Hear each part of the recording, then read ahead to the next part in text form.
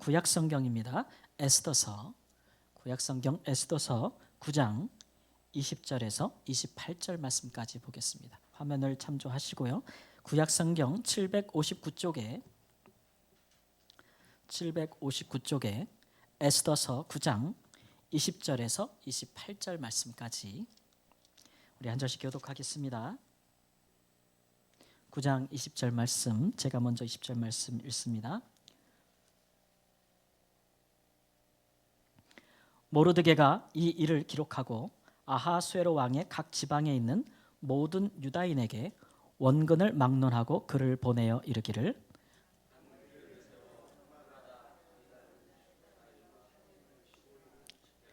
이달 이날에 유다인들이 대적에게서 벗어나서 평안함을 얻어 슬픔이 변하여 기쁨이 되고 애통이 변하여 길한 날이 되었으니 이 두 날을 지켜 잔치를 베풀고 즐기며 서로 예물을 주며 가난한 자를 구제하라 하매, 유다인이 자기들이 이미 시작한 대로 또한 모르드게가 보낸 글대로 계속하여 행하였으니 곧 아각 사람 함무다다의 아들 모든 유다인의 대적 하만이 유다인을 진멸하기로 꾀하고 부르 곧 제비를 뽑아 그들을 죽이고 멸하라 하였으나 에스더가 왕 앞에 나아감으로 말미암아 왕이 조서를 내려 하만이 유다인을 해하려 하던 악한 꾀를 그의 머리에 돌려보내어 하만과 그의 여러 아들을 나무에 달게 하였으므로 우리가 부르의 이름을 따라 이 두 날을 부림이라 하고, 유다인이 이 글의 모든 말과 이 일에 보고 당한 것으로 말미암아 뜻을 정하고 자기들과 자손과 자기들과 화합한 자들이 해마다 기록하고 정한 놓은 때에 이 두 날을 이어서 지켜 패하지 아니하기로 작정하고, 함께 읽겠습니다. 각 지방, 각 읍, 각 집에서 대대로 이 두 날을 기념하여 지키되 이 부리미를 유다인 중에서 패하지 않게 하고 그들의 후손들이 계속해서 기념하게 하였더라. 아멘. 2020년 10월에 스위스 제네바에서 2022년 국가 경쟁력 및 국가 브랜드 컨퍼런스라는 게 열렸습니다. 그래서 전 세계에서 가장 영향력이 있는 오피니언들 1,300명이 모여가지고 세계 순위 39개국을 정해놓고 각 나라들의 브랜드 파워, 국가의 브랜드 파워를 이렇게 점수를 매겼어요. 그런데 우리나라가 아주 좋은 소식이죠. 전 세계 39개 중에서 4위를 했답니다. 대단하지 않겠어요? 야, 우리가 언제 이렇게 4위를 해봤겠어요? 언제 우리 한국이 이렇게 세계 중에 그 이름이 유명한 나라가 되었는지 참 좋은 일입니다. 그리고 국가의 브랜드 가치, 우리나라의 가치를 또 측정했더니 7위가 되었대요. 사실 이것은 몇 년 단위로 측량할 때마다 계속해서 몇 계단씩 상승하는 기록입니다. 이것은 이제 국가 경쟁력이 얼마냐, 그 국가가 경쟁력이 어마어마하냐라는 것과, 그다음에 세계인들이 생각할 때 그 국가에 대한 친밀감, 친근도 많이 알려졌느냐 안 알려졌느냐, 이런 일들이 좌우한다고 해요. 그러니까 사실 뭐 이런 일들에 이제 기업들, 우리나라 기업들이 세계 중에서 많은 노력들을 또 하겠고, 또 우리나라 문화가 또 많이 전파되지 않았겠어요? 그리고 각 세계 중에 있는 우리 재외동포들이 그 있는 곳에서 열심히 그들이 성실히 살아감으로 말미암아서 우리도 이렇게 시간이 지나면서 드디어 어딜 가든지, 세계 어딜 가든지 세상 사람들이 한국 사람인 것을 알아주는 날이 되었다, 이거예요. 예전에는 어디 다른 나라 가서 한국인이라고 하면 잘 몰라요. 아시아인들 중에서 어느 나라 사람이라 그러면 사람들이 잘 인정해 주냐면 일본 사람이라 그러면 잘 인정해줘서 한국 사람들이 해외 나가서도 괜히 사람들 보면은 스미마생 그러고 그렇게 일본 사람한테 묻혀가려고 막 그랬단 말이에요. 그런데 이제는 어디 가서도 우리가 일본을 제쳤어요. 그래서 어디 가서도 나는 자랑스러운 한국인입니다, 이렇게 얘기해도 된다는 얘기예요. 그리고 전 세계 중에 한국어와 한국 문화를 배우고 싶은 사람들이 많아졌다는 얘기예요. 자랑스럽죠? 그래서 세계적인 영화제에서 수상한 우리 한국 감독이 이런 말을 했어요.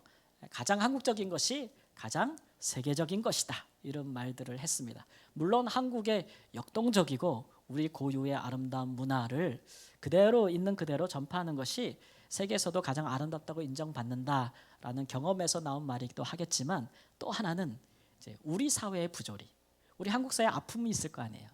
그런 것들을 냉철하게 분석하고 또 그것들을 그대로 가감 없이 드러내는 문화 활동을 통해서 영화나 이런 것들 통해서 그대로 드러내는 것도 때로는 세계인들에게 큰 감동을 주고 있다라는 거예요. 왜냐하면 대부분 자기 나라와 자기 민족, 자기 사회에 부끄러운 일들과 수치되는 일들은 잘 드러내려고 하지 않죠. 감추려고 하는 거예요. 근데 우리나라에 있는 문제가 지금 세계화 시대 아니에요? 우리나라에만 있겠습니까? 우리 사회에 뿌리 깊은 그런 악습이 우리 민족에게만 있겠습니까? 근데 오히려 그런 것들을 부끄럽다고 여기지 아니하고 좀 들춰내가지고 그것들을 공개하고 그런 문화라는 틀에서 그것을 노출시켜서 오히려 그런 문제를 자각하게 하고 이런 것들을 우리 사회가 어떻게 치유하고 고쳐내야 될 것인가라는 이제 공론의 장을 만드는 거죠. 예, 그런 것들이 오히려 세계 사람들에게 이제 본이 되고 있다라는 것이죠. 그러니까 뭐든지 우리가 어떨 때는 애써 감출 것이 아니라 오히려 드러내는 것도 오히려 이 시대에는 사람들 중에서 인정을 받는다. 오히려 그런 일들에 좀 높임 받는다. 그런 일에 우리 한국의 브랜드 가치가 올라간 것도 이런 역할도 있다라는 것을 이제 딱 핵심적으로 이야기한 말이라고 할 수가 있겠습니다. 같은 내용이 오늘 우리가 읽은 성경 말씀에도 이제 기록되고 있는데요. 이스라엘 약서 가운데 일어났다라는 것이죠. 그 날을 그 사건을 가리켜서 부림이라고 했습니다. 부림. 이 부림이란 말은 그 히브리어로 제비를 뽑는다라는 말이에요.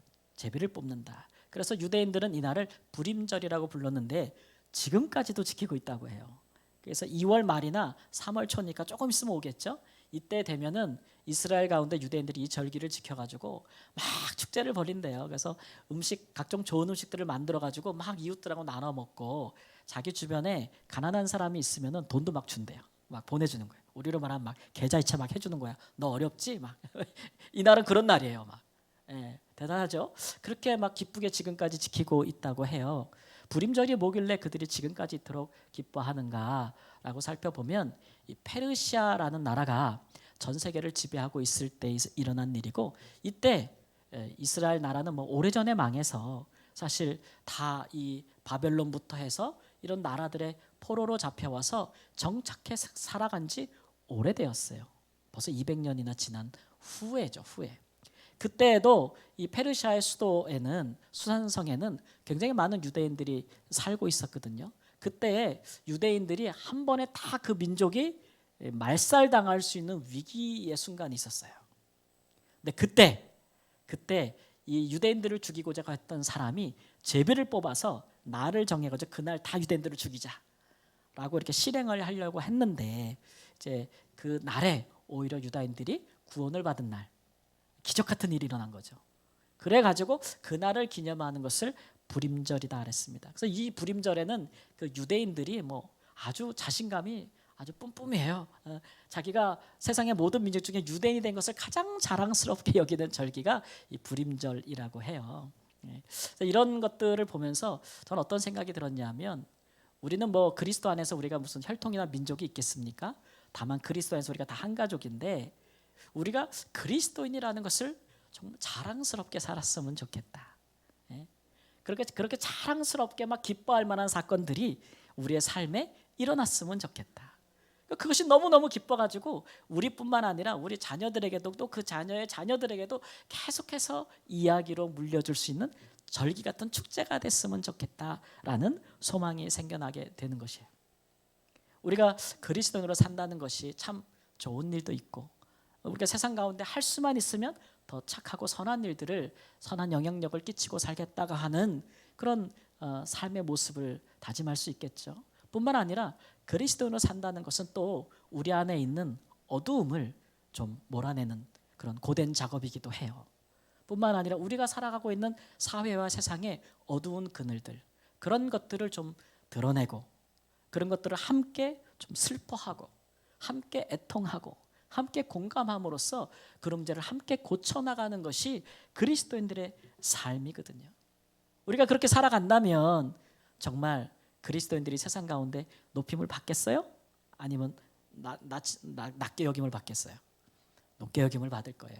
그리스도인들이 그렇게 살아간다면. 따라서 우리는 오늘 말씀을 통해서 이제 그리스도인들이 산다는 것이 그리스도인으로서 산다는 것이 너무 자랑스럽다.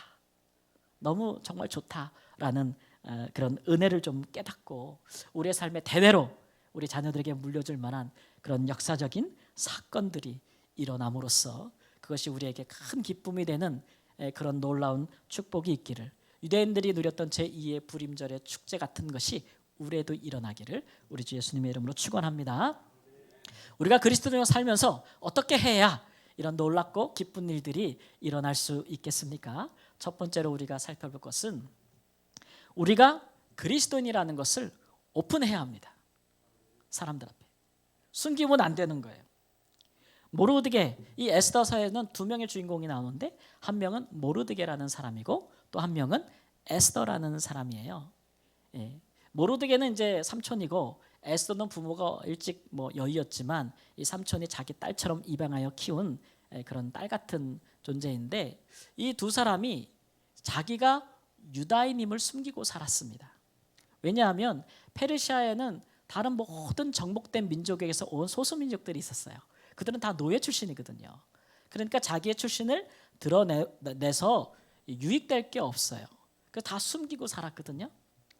심지어는 이제 그 페르시아의 아하수에로 왕이 왕비를 뽑기를 원해가지고 모든 수도에 있는 모든 처녀들에게 우리 옛날 우리나라 역사에서도 보듯이 다 결혼을 금지하고 왕비가 될 수 있는 준비를 하라고 했어요. 이때에도 모르드게는 자기 딸 같은 에스더에게 절대 유다인임을 말하지 말아라, 숨겨라, 그렇게 이야기했어요. 그래서 자식이 누구인지를 숨긴 채 결국은 놀랍게도 이 에스더가 왕비로 간택되는 그런 기회를 얻죠. 그런데 사실 이 모르드게는 유다인이면서 사실은 이스라엘 가운데 그렇게 그의 신분이, 그의 조상들이 훌륭한 분들이에요. 에스더서 2장 5절 말씀 우리가 함께 읽겠습니다. 시작. 도성 수산에 한 유대인이 있으니 이름은 모르드게라. 그는 베냐민 자손이니 기스의 증손이요 시므이의 손자요 야일의 아들이라. 그 조상의 이름들을 보면 베냐민 지파에 있는 유명한 사람들의 이름이 있는데 그 중에 기스도 있고 그래요. 기스는 우리 사울 왕의 아버지가 되지요. 그러니까 이 유대인들은 그들의 조상의 이름을 따서 계속 지었거든요. 그래서 우리는 모르드게가 비록 포로된 자로 이 이방인 나라에 와서 살고는 있지만 그는 원래 왕족의 후손이라는 것을 알 수가 있어요. 누구의 후손이냐 그러면 이스라엘의 초대왕 사울 왕의 후손이죠. 비록 사울 왕이 하나님을 버림으로써 그가 왕위를 계속 자녀들에게 계승시켜 주지는 못했지만, 그러나 다윗이 그 사울과 집안과 맺은 언약이 있어서 다윗이 그들의 자손들을 홀대하지 않았어요. 그렇죠? 그래서 요나단의 아들부터 해가지고 그들의 자손을 항상 왕의 식탁에 참여시켰다고 했어요. 그러니까 그것이 전통이 되었으니 비록 몰락한 왕가의 집안이지만 그들은 적절한 존귀한 대접을 받고 자란 그런 높은 신분에 있었던 사람들인데, 근데 지금은 아무것도 아니죠. 그러니까 이것을 숨겨야만 그들이 오히려 출세할 수 있었다는, 유다인임을 숨길 때에 에스더도 왕후가 될 수 있었고 왕후가 된 조카를 힘입어서 이 모르드게도 대궐 문 앞에서 뭔가 일을 할 수 있는 관직에 올랐다라고 에스더에서 이야기하고 있어요. 이게 참 딜레마죠. 내가 누구인지를, 내 정체를 숨겨야만 내가 성공할 수 있는 상황. 이런 상황에 놓였는데 오히려 모르드게가 나는 유다인이다 라고 자기의 정체를 드러내는 순간에 오히려 그들은 위협을 받았다고 에스더사에서 말씀하고 있어요. 요즘도 2022년에도 그리스도인임을 밝히면 위협받는 나라들이 목록들이 발표된 적이 있어요. 나는 그리스도인이다라고 이야기하면 바로 생명의 위협을 당하는 나라들. 1순위가 아프가니스탄, 2순위가 북한, 그다음에 소말리아, 리비아, 예멘, 에리트리아, 나이지리아, 이런 순위라고 해요. 여러분, 우리나라는 어떻습니까? 우리는 내가 그리스도인이라고 말하면 큰 위협을 당하나요? 그렇지 않죠. 그럼에도 불구하고 우리는 내가 그리스도인임을 우리 사랑하는 이웃들이나 우리가 사회에서 살아가는 사람들에게 자랑스럽게 오픈하고 있는가? 여기에 대한 한 여론조사를 봤더니 우리나라 교인들, 그리스도인들이라고 생각하는 사람들의 60%가 자기가 그리스도인임을 오픈하지 않는데요. 사람들 앞에. 왜냐? 물어보면 첫 번째가 우리 사회에 반기독교적인 문화가 팽배하다. 그리고 두 번째, 내가 기독교인임을 밝혀서 나한테 불편한 점이 많지 실익이 없다라고 생각하고 있다. 이런 것들이 주된 원인이 되고 있더라고요. 제가 최근에 어떤 형제랑 상담을 하게 됐는데 그 형제도 이제 결혼을 했는데 이 형제는 이제 믿음이 있고 또 아내는 믿음이 없어서 오랜 동안 결혼 생활을 유지했는데 너무너무 힘들었나 봐요. 너무너무 힘들었다고 그렇게 이야기하더라고요. 그러면서 이 친구가 어떻게 해서든지 가정을 지키려고 그 오랜 기간 동안 굉장히 많이 애썼더라고요. 이렇게 이야기를 들어보니 야, 참 배우자에게 어떻게 저렇게까지 할 수 있을까라는 많은 일들이 있었더라고요. 그래도 이 형제가 정말 그것 탓하지 아니하고 자기가 모든 책임을 지면서까지도 나는 그리스도인이니까 나는 함부로 이혼할 수 없고 나는 가정을 유지해야 돼라는 그런 마음에 그런 부담감을 가지고 끝까지 최선을 다하느냐고 너무너무 힘들었다. 근데 결국은 이제 결과가 좋지 못해서 너무 슬프다라고 하는 고통 중에 있다는 그런 얘기를 들어본 적이 있어요. 내가 그리스도인으로서 살기로 하면 좋은 점보다는 사실은 불편하고 손해보는 일들이 더 많지 않겠는가. 이런 일들이 우리가 오픈하는 데 있어서 큰 장애가 되는 것입니다. 그럼에도 불구하고 성경은 우리에게 그리스도인임을 드러내라고 얘기해요. 정체를 숨기지 말라고 얘기해요. 왜 그렇게 하시느냐 그러면 우리가 우리의 정체를 드러날 때 상대방도 상대방의 정체를 드러내기 때문에 그래요.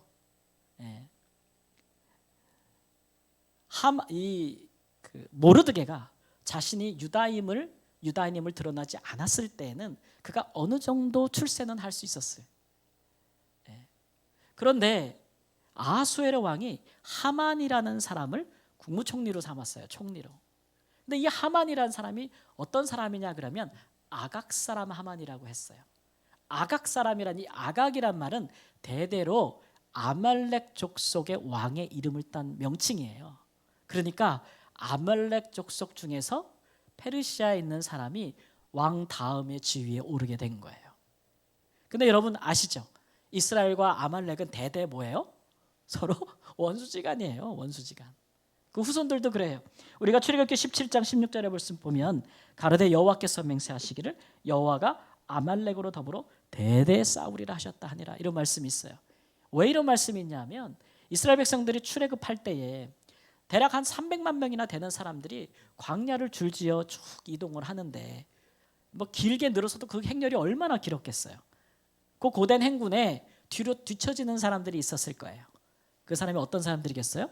대부분 여자와 아이들, 노약자들이겠죠.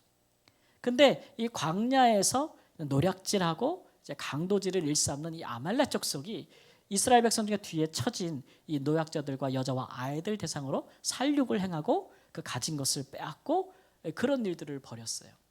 그래서 이제 모세가 여호수아를 앞세워서 그들과 전쟁하면서 이 전쟁은 한 번으로 끝날 것이 아니다. 이 전쟁은 대대에 우리 후손과 그들 후손에도 대대에 계속 있을 것이다. 이렇게 하신 말씀이거든요. 근데 이 하만이라는 사람이 어찌 됐는지는 모르지만 왕의 인정을 받아서 굉장히 높은 자리에 올랐는데 이 모르드게가 이 사람이 어떤 사람인지를 알았던 것 같아요. 그래서 하만은 그가 자리에 오르자마자 모든 신하들이 다 자기 앞에서 무릎을 꿇고 절을 해야 된다. 이런 규례를 만들었고 거기에 왕의 조서를 찍어가지고 모든 신하들이 자기의 무릎 꿇고 절하라. 이런 이제 행보를 보였어요. 이렇게 되니까 나라가 이제 사실은 별로 좋은 방향으로 흘러가지 않겠죠. 그런데 다 무릎 꿇고 그 건세에 복종하는데 이 모르드게는 그렇게 하지 않았어요. 그래서 너 그러면 죽는다. 너 왜 안 하냐? 막 말하니까 이 모르드게가 뭐라 하냐면 나는 유다인입니다. 이렇게 얘기를 해요. 그러니까 아마도 이 아말렉 사람 아각에게 절대로 나는 복종하지 않겠다라는 뭐 개인적인 어떤 그런 민족적인 의지의 표명일 수도 있고 하만이라는 사람이 얼마나 사악한 사람인지를 그가 알았기 때문에 결코 내가 거기에 무릎 꿇지 않겠다는 어떤 소신의 표현일 수도 있겠어요. 그런데 하만이라는 사람이 그 이유를 듣고서는 한 가지 음모를 꾸미는데 내가 나에게 무릎 꿇고 절하지 아니한 저 사람만 죽일 게 아니고 제가 유다인이라고 했으니까 페르시아에 있는 모든 유다인을 내가 다 죽이겠다. 그렇게 결정을 한 거예요. 계획을 세우는 거죠. 그리고 제비를 뽑아서 한 날을 정했어요. 그날에 페르시아에 있는 모든 유대인들을 한 날에 다 죽인다. 여러분 이런 일들을 뭐라 그러냐면 요즘 제노사이드라 그래요. 제노사이드. 이게 집단 학살이죠.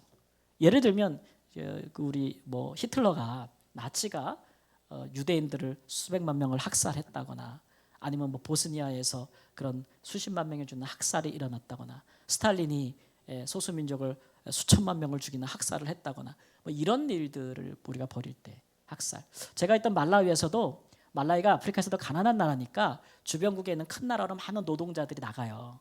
노동자들이 나가는데 특히 이제 남아프리카 공화국으로 많이 가거든요. 잘 사는 나라니까 아프리카에서는. 그러면 남아프리카 공화국에서도 이제 불만 있는 사람들이 있어요.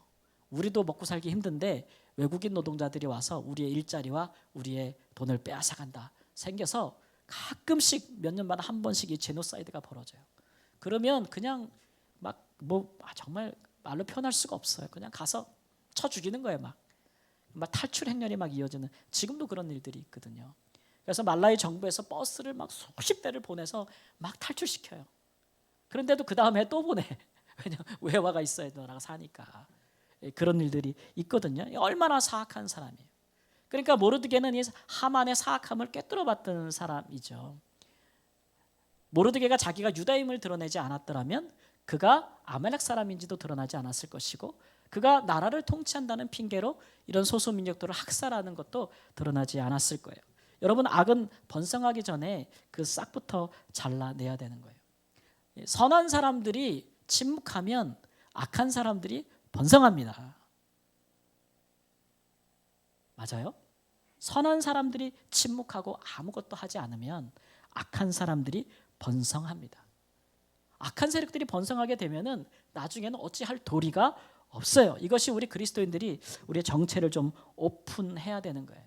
이게 무슨 말이냐 하면 마치 빛이 어두움을 비추는 거랑 똑같은 거예요. 여러분, 빛이 어둠을 비추면 어두움이 물러가겠지요.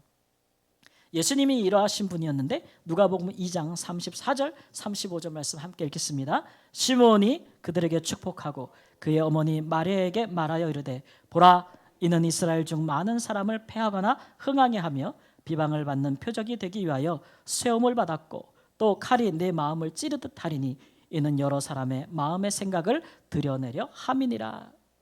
예수님의 육신의 모친 되신 마리아에게 선지자가 한 말인데, 이 아들로 말미암아 네 마음이 칼로 찌르듯 하리라. 굉장히 고통스러울 거란 얘기예요, 어머니로서. 왜냐하면 예수님은 비방을 받는 표적이라는 거예요. 예수님이 이 땅에 오셔서 요한 사도는 빛으로 오셨다 그랬어요. 빛이 이 세상 가운데 와서는 어둠이 깨닫지 못하더라. 그러니까 예수님의 그 삶은, 그의 말씀은 듣고 보는 자들에게 밝은 빛과 같아서 그 사람의 삶의 어두운 부분을, 그 마음에 어떠한 어두움이 있는지를 확 드러내게 해주시는 분이에요. 그런데 사람이 예수님을 말씀을 듣고 그를 만나서 보면서 자기의 어둠을 깨닫고 회개하면 좋으려니와, 그러면 하나님의 자녀가 되는 것인데, 어디 사람들이 그런가요? 자기의 어두운 부분이 드러날 때, 자기의 악함이 드러날 때 오히려 그 악에 악을 더하여서 핍박하는 사람도 있어요. 그렇죠? 오히려 더 하만처럼 불의를 행하는 사람들이 있고 폭주하는 사람들이 있단 말이에요. 그렇기 때문에 예수님께서 고난을 받을 것이라는 얘기예요. 그래서 그 어머니의 마음이 괴로울 것이다라는 얘기죠. 어디 예수님만 이 땅에 오실 때 비치셨습니까? 예수님께서 이 땅에 오시니까 세상에 어둠들이 막 드러나는 거예요. 감춰졌던 것들이, 실체들이 막 드러나는 거예요. 심지어 뭐 우리가 성경에서 보는 귀신들도 예수님이 말씀도 안 하셨는데 자기가 먼저 나와가지고 귀신 들린 자라고 고백하게 되고 막 이런 일들이 막 일어나는 거죠. 근데 예수님은 우리를 향해서도 이렇게 말씀하셨어요. 마태복음 5장 14절 15절 말씀에 너희는 세상의 빛이라. 산 위에 있는 동네가 숨겨지지 못할 것이요. 사람이 등불을 켜서 말 아래 두지 아니하고 등경 위에 두나니 이러므로 집안 모든 사람에게 빛이느니라. 우리도 뭐라고요? 빛이라고요. 사람이 등불을 켜가지고, 뭐 오늘날은 전기가 있으니까 다 이렇게 뜨지만 이게 전기 없다고 생각해 보세요. 다 촛불이나 등불 켜고 살지 않겠어요? 자, 그러면 캄캄할 때 집안이 어두우면 불을 켜면 그 등불을 어디에 두겠어요? 발 아래 두겠어요? 테이블 위에 두겠어요? 위 높은 곳에 둬야 밝게 비치지 않겠어요? 우리가 그렇다는 거예요. 우리가 제대로 그리스도인으로 살기로 작정하면 우리의 정체를 숨길 수가 없다는 거예요. 세상에서 우리가 제대로 그리스도인으로 살기로 시작하면 드러날 수밖에 없고 세상의 어둠의 실체가 드러날 수밖에 없다. 우리가 뭐 사람을 상대해서 이렇게 싸우는 건 아니고요. 이제 에베소서 6장 12절 말씀에 보면 함께 읽습니다. 우리의 씨름은 혈과 육을 상대하는 것이 아니요 통치자들과 권세자들과 이 어둠의 세상 주관자들과 하늘에 있는 악의 영들을 상대함이라 그랬어요. 우리가 뭐 사람을 상대해서 싸우는 건 아니고 사람들로 하여금 죄짓게 하는 악한 영들이 있잖아요. 그런 영들을 대하여 우리가 싸우는데 우리가 그리스도인에서 살아간다면 그들도 그들의 정체를 드러낼 것이다 라는 얘기죠. 아유 그러면 불편해지잖아요. 뭐 그렇게까지 살아요. 그냥 적당히 묻어두고 살면 나도 편할 수 있는데 여러분 그러나 빛이 없는 세상을 한번 상상해 보십시오. 만일 이 시대에 죄가 관영한 시대가 된다면 우리가 우리의 빛을 드러내지 않고 편안히 살고자 하는 그 편안함에 우리에게 과연 있겠습니까? 이 독일에서 히틀러 정권이 막 성장하고 막 그렇게 백성들의 마음을 사로잡고 막이란 말을 오늘 왜 이렇게 많이 하는 거예요? 옆에 있는 민족들을 향해서 우리 민족이 게르만 민족이 우월하고 다른 민족들은 다 열등하다. 그래서 그런 민족들을 정복하고 죽이는 그것은 뭐 당연한 이치다라는 논리를 가지고 막 그렇게 행할 때에 독일 교회가 뭐 했느냐라는 반성이 있었어요.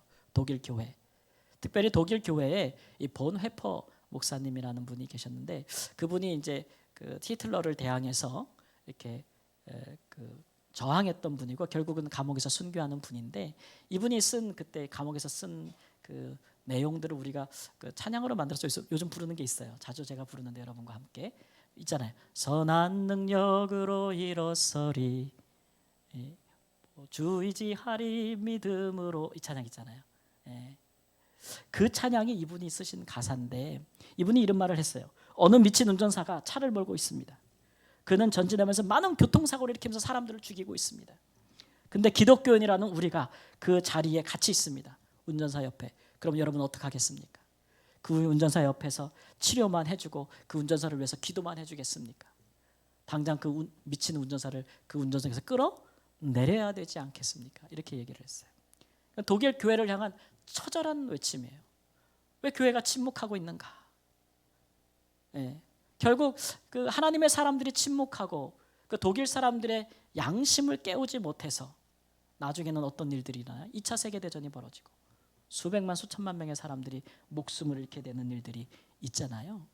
이것이 죄가 관영할 때 일어나는 일인데 세상에 빛이 없을 때에 일어나는 일들이죠.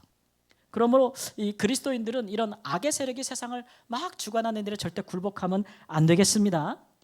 그러기 위해서 우리가 해야 될 첫 번째 일이 뭐냐면 우리가 누군지를 드러내는 거예요. 이 말씀은 내 빛을 내가 발 아래 두지 않겠다. 높은 곳에 두겠다. 이런 말이에요. 사람들 앞에 밝게 비추게 하겠다. 이런 것들은 우리가 정말 누리게 될 평화와 안정, 그런 고요함, 그런 것들에 비하면 우리가 감수해야 될 불편은 아무것도 아니에요. 그리스도인들이 그런 거 안 해가지고 나중에 패악한 시대가 오면 정말 후회할 날이 오는 거예요. 하나님 앞에서도 사람들 앞에서도 그렇죠. 이게 바로 우리의 믿음의 사람들이 싸우는 영적인 전쟁이죠. 이것을 우리는 선한 싸움이라고 불러요. 성경에서. 선한 싸움. 뭐 반드시 크고 큰 일들만 생각하는 건 아니에요. 우리의 삶 가운데 아주 작고 사소한 일부터라도 우리가 그리스도인으로서 내 자신을 드러내고 그리스도인으로서 행동한다면 거기서부터 하나님의 빛의 역사는 시작되는 줄 믿습니다. 그러니까 부끄러운 것도 드러내면 돼요. 감출 필요 없어요. 제가 말라에 있을 때 이제 한인교회 담임 목회를 하다 보니까 저희 선교사들 말고도 이제 한인교회 나오는 다른 모든 다른 선교사들, 다른 단체들, 다른 NGO들, 또 이민자들 이런 분들을 좀 챙겨줘야만 됐어요. 그 중에 제일 어려웠던 게 항상 다른 나라 살면은 비자 문제가 어렵잖아요, 그렇죠? 근데 한국에서 이제 NGO들이나 선교하신다는 분들이 뜨거운 마음으로 말라에 와가지고 막 일을 하는 분들이 있어요. 근데 일을 하려면 일을 할 수 있는 워크퍼밋이라고 일할 수 있는 비자를 받아야 돼요. 관광 비자 갖고는 와서 일하면 불법이 돼요. 근데 마음이 뜨거우니까 일하는 비자도 좀 받고 그다음에 그 비자로 인해서 은행에 계좌도 열고 자기가 말라위 사람들을 도울 수 있는 후원금이 있다면 은행 계좌로 받아가지고 그렇게 법을 따라서 환율을 적용해서 돈을 환전해서 그 돈 갖고 좀 돕고 이래야 되는데, 마음이 뜨거우니까 그냥 사람 인편에 막 돈을 받아가지고 일할 수 있는 비자도 없는데 여기저기 다니면서 막 일하고 나눠주고 막 이러다가 꼭 어디에 끌려가요? 이민국에 끌려가요. 이민국에 끌려가. 그러면 이분들이 뭐 도리가 없어. 어떻게 해? 뭐예요? 추방이에요. 그냥 48시간 안에 모든 걸 다 놓고 그냥 추방당해야 되는 상황이니까 가끔 그런 연락이 와요. 그러면은 뭐 어떻게 해요? 한인교회 목사가 가는 거지. 가요. 이민국에 가면은 여러분, 이민국이 제일 무서운 곳이에요. 그죠? 이방인들에게는 이민국이 제일 무서워요. 우리나라에 오신 외국인들이 제일 무서워하는 게 뭐겠어요? 우리나라 이민국이에요. 이미그레이션이라고. 그 사람들이 제일 무서워요. 도망 다니기 바쁘죠. 비자가 없으면. 가면은 죄수들처럼 쫙 이렇게 세워둬요. 가둬놓고. 그러면 제가 가면 어디서 왔냐 물어요. 아, 나 사실 여기 저는 이제 말라위 영주권자예요. 영주권자. 말라위 영주권이 있어가지고 나는 말라위 영주권자인데 내 아는 분들이 여기 이렇게 불법 문제로 잡혀와서 내가 좀 구원을 요청하러 왔다. 이렇게 얘기하면 당신 말이야, 당신 친구 말이야, 당신 교회 교인이냐 말이야. 어떻게 말 교인이 말이야 이런 일을 행하냐, 불법을 행하냐고. 그러면서 당신이 목사니까 당신이 책임지래요. 내가 어떻게 책임지냐 그러면 벽 보고 쓰래요. 난 잘못도 안 했는데 내가 대신 벽 보고 한 몇 시간을 서 있어요. 벽만 보고. 벽만 보고. 그럼 제 교인은 저 뒤에 창살돼서 제 뒤통수만 보고, 저는 벽 보고 몇 시간을 서 있는 거예요. 계속 서 있어요. 근데 막 다른 사람들은, 중국 사람들 와가지고 막 뭉칫돈을 주고 빼가고 막 이러는데, 뭐 전 돈이 어디 있어요? 서 있으라면 서 있는 거지. 뭐. 서 있어 쭉쭉쭉. 그리고 오늘 가라 그러면 가고, 그 다음날 아침부터 또 가서 또 서 있는 거예요. 벽 보고 또 서 있어. 그런 생각하는 일이, 뭐라 그러면 그래요. 부끄럽다. 아무리 좋은 목적을 가져도 우리가 이 나라 사람들을 존중해서 법을 따라야 되는데 마음이 없다 보니 우리 그리스도인으로 부끄럽다. 근데 내가 다시는 이런 일이 없도록 하겠다. 부끄럽다. 우리의 부끄러움을 좀 받아주고 용서해주고, 이 사람들이 합법적으로 다시 이 나라 백성들을 도울 수 있는 길을 좀 도와달라. 간청하는 거죠. 간청하는. 그래가지고 구해낸 일들이 많아요. 근데 제가 그때 느낀 것은 뭐냐면, 부끄러운 게 부끄럽지 않더라고요. 부끄러운 부분을 감추는 게 부끄럽더라고. 수치되는 거예요. 우리가 때로는 그리스도인으로 살면서 좀 부끄러운 일을 할 때가 있죠. 왜 없겠어요, 그렇죠? 우리가 뭐 하나님의 사람들로 막 선하고 좋고 막 큰 뭐 아름다운 일들만 하겠어요? 세상에 살다 보면 우리도 좀 정체를 숨기고 성공하고 싶고, 또 불편한 거 좀 안 하고 싶고, 마음에 거리끼는 거, 양심에 좀 다 걸리는 거 싹 좀 삼켜버리고, 좀 우리도 좀 눈에 보이니까 하고 싶을 때가 있단 말이죠.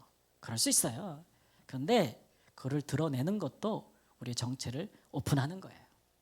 세상 사람들이 그거 욕할 것 같지만 오히려 정직하고 진실한 것에 대해서 그렇지 못한 세상도 많기 때문에 오히려 거기에 대해서 용기 있다고 말해줄 수도 있어요.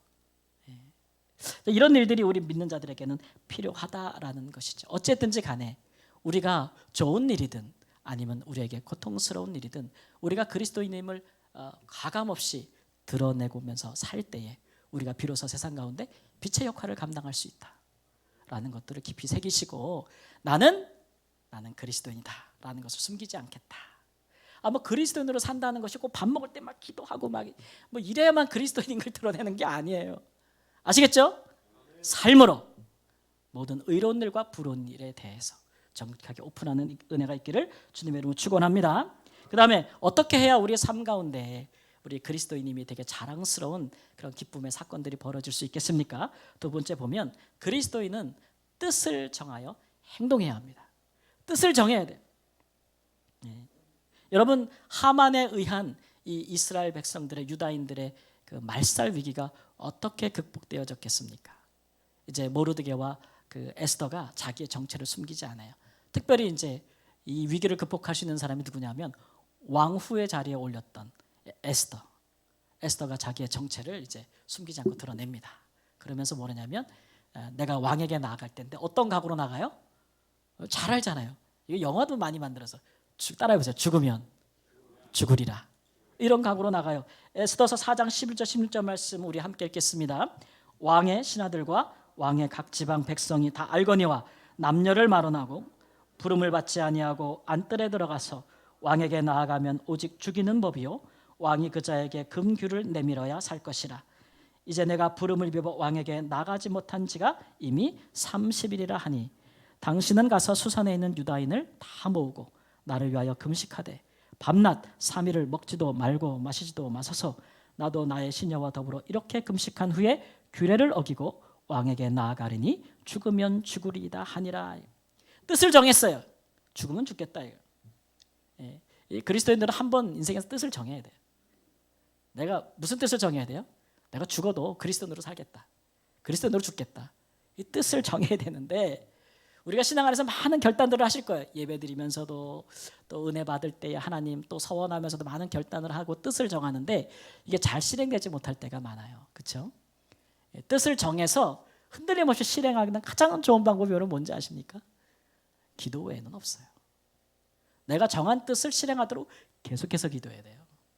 금식 기도는 이럴 때 하는 거예요.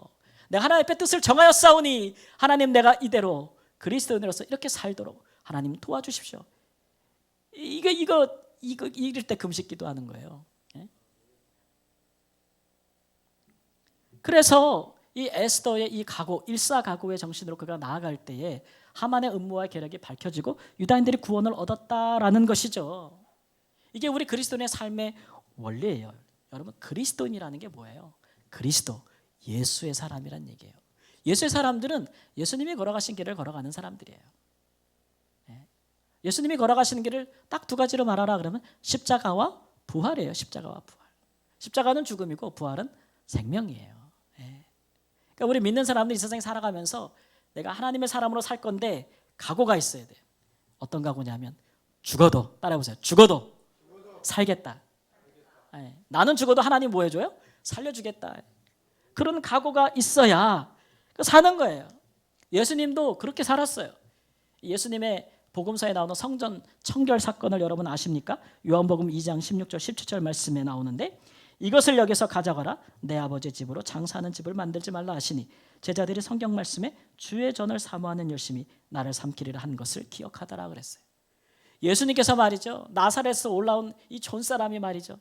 노끈으로 채찍을 만들어가지고 그 거대한 예루살렘 성전 안으로 들어가서 거기서 장사하는 자들의 상을 뒤집어 엎고 돈 바꾸는 자들의 막 뭐 이런 것들을 치우고 가축들을 막 그냥 다 내쫓아 버리시면서 내 아버지 집은 기도하는 만민이 기도하는 집인데 너희들이 장사하는 집을 만들었도다. 당시의 종교의 타락에 대해서 강하게 이제 분노하시는 면들을 보여주거든요. 이거요 죽을 각오로 하는 거예요. 당시에 이 성전으로 인해서 먹고 사는 성전 수호자들이 있었거든요. 대제사장들과 이 정치 지도자들이에요. 사두개인들과 이거 귀족들이에요.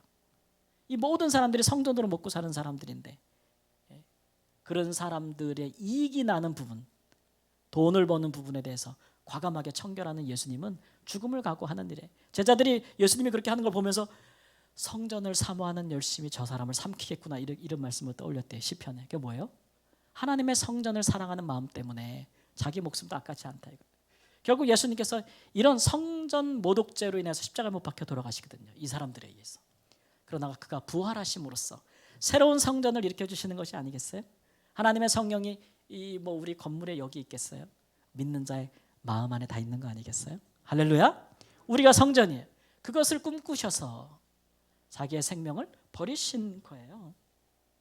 이 예수님의 정신은 모든 믿는 자에게 다 가는 것이에요. 바울 사도도 선교할 때에 높은 사람들에게 주저하지 않고 담대하게 복음을 전했어요. 사도행전 22장에 가면 아그리빠 왕이여 막 이렇게 왕 앞에서도 주저함이 없이 그가 얘기하면서 예수 그리스도의 죽으심과 그의 부활에 대해서 얘기하고 장차 올 의의 심판에 대해서 얘기하면서 통치자들은 두려워해야 될 것이다. 의로서 통치해야 될 것이다. 이런 것들을 과감하게 이야기하면서 막 복음을 설파해요. 그것도 재판장에서. 재판장이 아니면 왕을 만날 수가 없으니까 스스로 죄인이 되어가지고 복음을 변론할 기회를 얻어서 할 때 왕이 뭐라 그러냐면 야 너 미쳤구나 그래요. 사도바에게 미쳤구나. 야, 이 소리 한번 들어봤으면 좋겠어요. 그죠? 네, 이거를 우리 한국교회 훌륭한 우리 목사님 중에 한 분이 오카노 목사님이라고 계시잖아요. 그분이 성도들에게 이 복음의 목회론을 얘기할 때 광인론이라고 했어요. 광인론. 저는 부족하지만 저는 미친 사람입니다. 뭐에 미쳤냐 그러면 한국 교회가 대형화되고 교회가 커지는 것이 교회의 본질이 아니에요. 모든 믿는 사람 한 사람 한 사람이 예수 그리스도의 제자가 되는 것, 예수님을 본받기로 따라 살아가는 것이 우리 신앙의 본질이다. 여기에 나부터 미치겠다. 예, 나 미친 목사 되겠다. 부족해도 여러분도 미쳐라. 그게 광인론이에요. 광인론. 예, 그 외침이 아직 많은 목회자들의 가슴에 남아 있는데 아직 그 외침이 이렇게 우리 사회에, 우리 교회에 크게 역사하지 못하는 것이 좀 안타깝죠? 사랑하는 성도 여러분, 우리가 그리스도인으로 사는 것에 한번 미쳐봐야 돼요. 예, 미쳐야지 일을 내지. 예, 거기에 내가 그리스도인으로 죽겠다라는 그런 각오가 있어야 부활하는 능력도 경험하게 되는 줄을 믿습니다. 쉽게 포기하고 이것도 아니고 저것도 아니고 어설프고 죽는 것도 아니고 사는 것도 아니고 그러면 사실은 아무것도 이루어질 게 없어요. 물론 하나님의 함께 하심과 연약한 우리를 돌보심은 있겠지만 오늘 우리가 말씀하신 것처럼 불임절과 같이 대대에 우리의 자손들에게도 믿는 자의 유익이 이것이라, 그리스도의 인이 된 것이 자랑함이 이것이라, 이렇게 이야기해 줄 수 있는 큰 사건은 일어나지 않는다는 얘기죠. 그러니까 우리가 그걸 좀 사모하자는 얘기예요. 예, 그걸 좀 사모하자. 사랑하는 성도 여러분, 그리스도인으로 살면서 우리가 영원히 우리 자녀들에게 대대 기념해 줄 만한 놀라운 사건들을 가지고 계십니까? 이런 사건이 우리 생에 일어난다면 우리 나뿐만 아니라 우리가 지금 한국교회 젊은 세대들을 걱정하고 있는데 이런 사건이 발생하면 젊은 세대들은 다 하나님을 경외하게 될 수밖에 없어요. 우리가 하나님의 사람으로 당당하게 나는 그리스도인이라고 오픈하고 우리에 있는 안에 있는 약함을 드러내기를 주저하지 아니하고 세상 가운데 있는 어둠과 담대하게 맞설 때에 이런 역사는 일어나는 것입니다. 우리가 살기로 하면 우리는 영적으로 죽을 거예요. 세상에서 살고자 하면, 내가 그리스도인으로서 내가 죽고자 하면 어떤 환경에도 내가 그리스도인으로 살겠다라고 뜻을 정하고 살면 하나님 우리를 살려주십니다. 그게 부활의 능력 아니겠습니까? 이런 삶에 비록 고난은 따를 수 있어도 결국은 하나님의 큰 구원이 나타나서 우리 성도들의 마음속에 기쁨과 감사의 축제가 벌어질 줄을 믿습니다. 우리의 생애 동안에 우리 가정과 교회를 통해서 이 같은 큰 절기가 우리 가운데 경험되어지기를 주님의 이름으로 축복합니다. 아멘. 기도하겠습니다. 우리 합심해서 기도하기를, 하나님 우리는 연약합니다. 우리는 부족합니다. 때로 많이 타협합니다. 그리스도인임을 드러내지도 못할 때가